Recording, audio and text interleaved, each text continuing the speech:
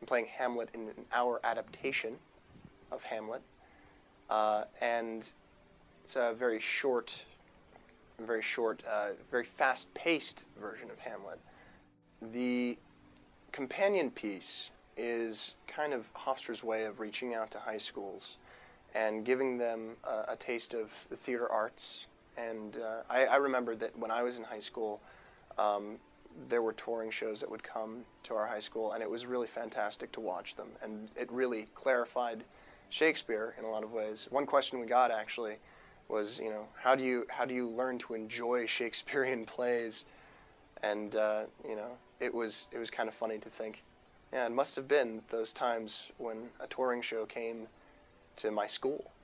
And that's really the function that it holds as a companion piece. Is you can't take those huge productions, which huge beautiful production. Much Ado is going to be beautiful and fantastic and wonderful to sit through in the playhouse, but you can't take that on a little bus and go off to a school and share that with people. They can come to us, and they do, but we like to take something to the comfort of their own place of education.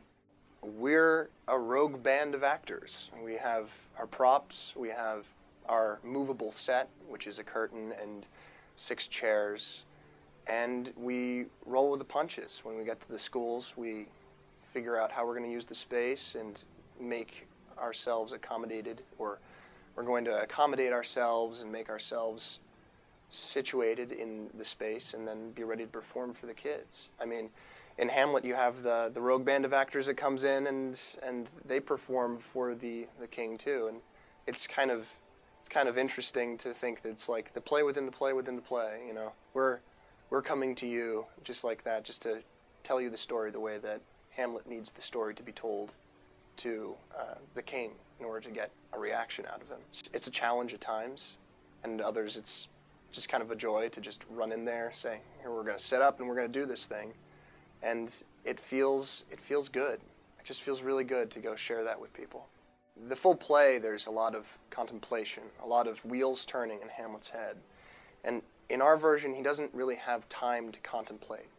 Everything kind of gets forced into a small square of time, and so he ends up really taking more action than he normally does in the play. It becomes almost like an action movie instead of like a thriller in the way that it normally is done. Getting everything into that small space of time is a challenge within itself, but it's really about the storytelling. It doesn't really become about the verse or the prose or the language itself, even though the language is a big part of telling the story. It's how Shakespeare makes the visualizations that you need to see in order to understand what's going on in the characters' heads. But, you know, it becomes more important to tell the story. I was very excited about this. Hamlet's one of my favorite Shakespearean roles. It is kind of cheesy to be the actor who's like, I love Hamlet, but I've always kind of just really been interested in his story. And to go from doing Rent into doing Hamlet, it's a really big gift. I feel very blessed to be able to do those things.